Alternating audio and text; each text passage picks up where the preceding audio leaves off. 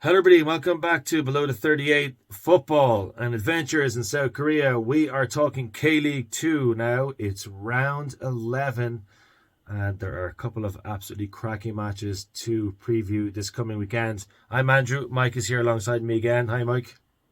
How you doing? We know you only care about the K-League 2 podcasts. Isn't that right? You give your real thoughts on this one. Yeah, well, after meeting a few B38 fans, they've all said the same thing, even when the team's in the K1. So, well, there you have it. This is K2 only, so we're going to look at the 8 matches, 4 on Saturday, 4 on Sunday that are coming up. Remember, you can find us on social media at Below the 38, especially YouTube and Instagram. And as I mentioned on the weekend that was, which should be in your feed somewhere, we have set up our website. It's very bare bones at the moment, but stay tuned for more information on that. I was going to start with the table, but let's not bother with the table. Let's just have a look at the significant matches that are coming up this weekend, and then maybe we can have a quick chat about the table after that. Just for reference to the Paju, who had sort of shot themselves into playoff contention a couple of weeks ago. The form has trailed off a little bit since then. They're now down to 10th. They are the team, they are the club that are sitting out round 11. They are currently on 13 points from their 10 matches with 4 wins, 1 draw, and 5 losses. So Paju down in 10th. They have the weekend off here in round 11. So let's look at the teams that actually are playing a game this weekend. I said 4 on Saturday, 4 on Sunday. 2 of them at 2 o'clock, 2 of them at 4:30. And then on Sunday, there's back to a 7 o'clocker, 1900 kickoff. Absolutely terrible. Let's chat about that a bit in a second too. The 2 o'clock games though on Saturday, Mike. Cheongnam Asan versus Seoul Eland. Hwaseong FC versus the conquerors of the Blue Wings, Suwon FC. That, amazingly, is a playoff fixture. Indeed, it is 4th versus 5th. So, in fact, he's an interesting one because that takes place before the Blue Wings game. Suwon could be breathing right down the Blue Wings' necks after that, they can be within 2 points if they can overcome Hwaseong. Hwaseong, though, if they continue their form, they'll also be just 4 points behind the Blue Wings if they get a win there. So that's quite an intriguing one. I would expect Suwon to just continue because they had that blip in form, didn't they? They were winless in 4. And Hwaseong have been really, I think, they've just been doing really well. Again, Chadder's team, it's organised, it's got a plan, and it's winning games and picking up points. But for me, I think the Blue Wings are going to be looking over their shoulder as they walk out at home to Daegu.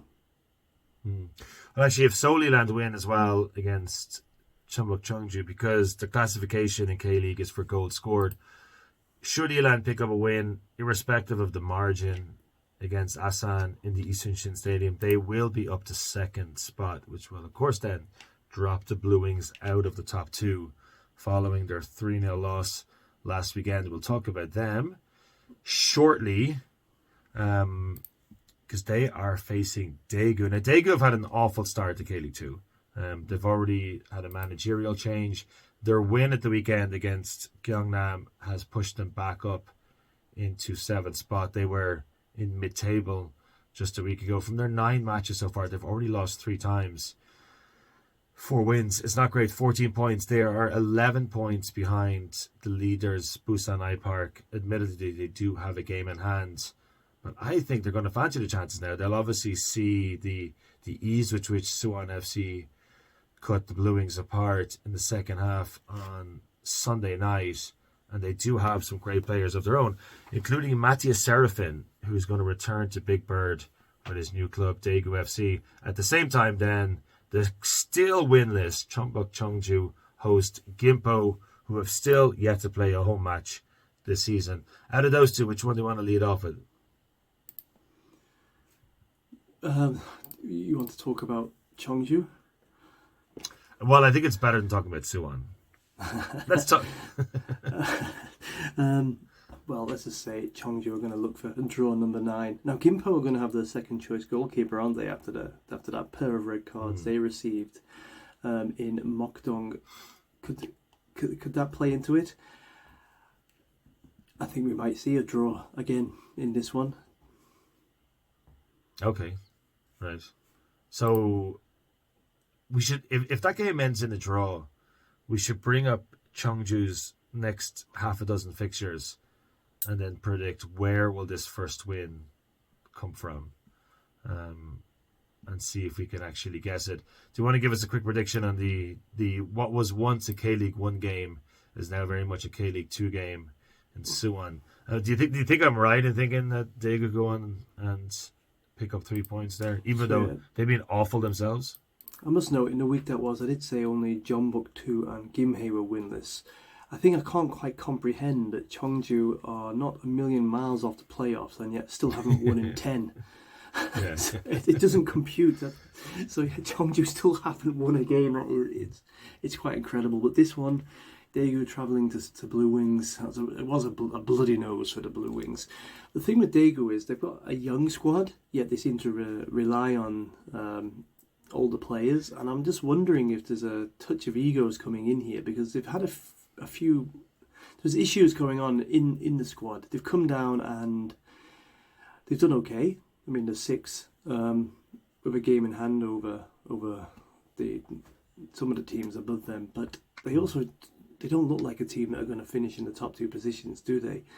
For this one, I would expect Daegu have been scoring a fair amount of goals, and we saw Busan went to Suwon World Cup Stadium and put the ball in the back of the net 3 times, albeit one was disallowed. I think that's gonna play into this, but I've also got a feeling that Blue Wings are gonna have to tighten ship, because they've shipped 5 confirmed goals in 2 games now, having only conceded 2 in the first 8, and I think that's going to be probably bad timing for Daegu.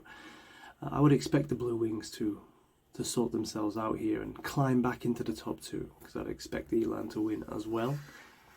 Yeah, to push them there. Right, so they're the 4 games on Saturday. I get that, in my opinion, anyway, that's like the better set of 4 so far. You have a surprise promotion meeting in Hwaseong, and then you have what many people would have thought, certainly 11 weeks ago, would have been a potential championship decider in Suwon. Sunday is not as interesting, but of course we'll give them their airtime that they deserve.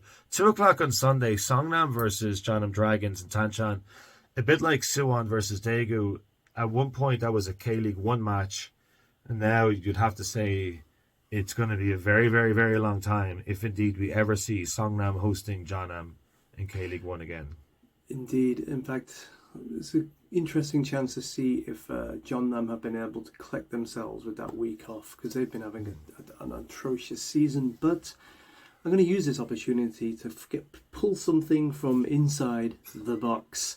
And here we've got, if you can take a quick look, I'm not sure if you can pull out the date on this, but this is Songnam hosting, of course, Songnam Ilhwa Chungmu, but the team is seen as a continuum to today, hosting, so this is, it's hard to see in the reflected camera, they're hosting Jeonnam Dragons, but the date, 2010. This was a typical K-League 1 fixture, obviously just called the K-League back then, and yep, they're hosting Jeonnam. So if we go back into this, you'll see that Jeonnam were playing in the yellow kit at the time.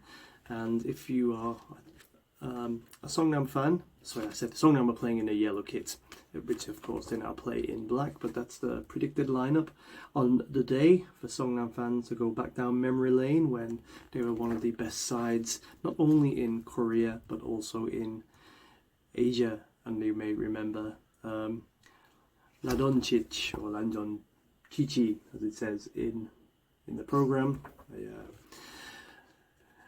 a Songnam legend. Well, that's something you can tell us. But take a look at those old school Songnam kits.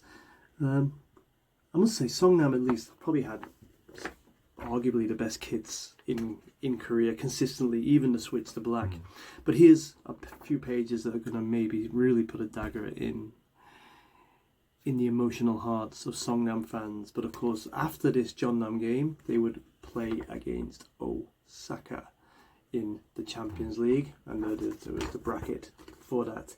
It seems a world away now for Songnam to maybe reach those heights again. And of course, one thing that these match programs that no longer exist used to do is every club seemed to have their own cartoon in the back. So again, there's another pause screen for Songnam fans if you want to take a look at that cat thing in his little cartoon. But yeah, a little piece of almost depressing history for two former K-League giants who now are fighting in the Nobody Cares Sunday list of fixtures in this round of the K-League 2. Yeah, the 2 o'clock Sunday shift. So that you said that's 2010, is it? 2010, yes. Okay, so FC Seoul won the regular season that year. Went on to win the championship. They beat Jeju United, as they were known then, who finished second. Songnam finished the regular season in 5th, and Jeonnam Dragons finished the regular season in 10th. There were 15 teams in K-League 1. Bottom that year was Daegu FC. And then when it came to the championship playoffs, Songnam went and won. They beat Ulsan away before losing to Jeonbuk Hyundai Motors 1-0 in the second round. Shin Tae-young was their manager at the time. And of course, there he is. And his son was with Songnam last season, is now playing with Busan. Shin Tae-young's most recent job in Korea did not end too well. There was a golfing scandal during his time at Ulsan HD. But yeah, it's extraordinary. And you said they're playing against Osaka. I mean, that's the year, 2010. They won the Asian Champions League that year. The second of their 2 Champions Leagues. They picked up that year, having also made it to the quarterfinals of K-League 1. Oh, it's absolutely amazing. Yeah. It is. And then the following season, in 2011, they won the Korean Cup, which they then repeated in 2014. And you just look at all this success that they had. 2nd, 4th, 1st, 2nd, 5th, 2nd, 4th. And then, of course, the wheels start coming off. 10th, 12th, 8th, 9th. 5th is not too bad. The following year, they were relegated. They finished 11th out of a possible 12. And since then, they are now in their 6th season in K-League 2, having never been relegated before 2016. And very sad what's happened to Songnam. We've mentioned that so many times in the show. I'm just looking we want at to the see dates Songnam do better. Yeah.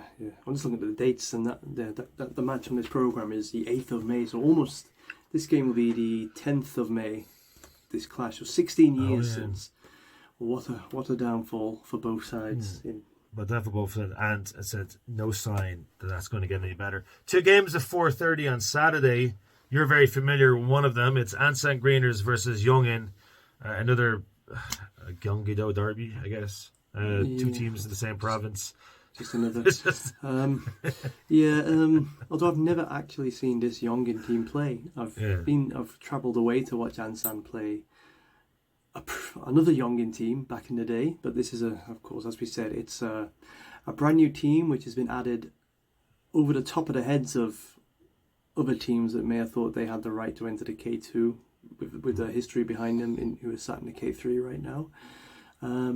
Unfortunately, as I mentioned on the week that was, this weekend I am absent due to family reasons, meaning I have to be elsewhere. I'll try and go somewhere special and drop that into to next week's, the week that was, though, just in case anybody cares about my absence.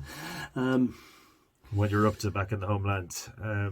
Right, let's crack on then. Busan, leaders, 3 points clear against Cheonan. Wait for it. Mike said in the weekend there was, have you ever heard of Cheonan? Well, if you didn't then, you are now, because Cheonan are 6th in K-League 2 at the moment. They've only lost 1 match all season. Unbelievable. 7th. Well, depending on your... they are 7th. It's funny, because it goes on the whole goal score thing. Daegu have scored more goals. This thing is wrong. But Cheonan have a better goal difference than Daegu. So, in traditional terms, they should be higher because they've got better goal difference. But yeah... but they have only lost once. I got that part right. Right. Okay. But remember the name, Cheonan City. They are doing remarkably well. And again, they're not a particularly well followed team. They don't have a particularly good stadium. However, they've been a professional club for a long time now, much longer than a fair fewer teams in the K League too. So kind of fair play to them to see them up there, and good on their fans who have, if any of their fans have stuck with the team. Come and say hello next time you're at the WA Stadium, because we may have been in the same stadium many years ago in the National League days.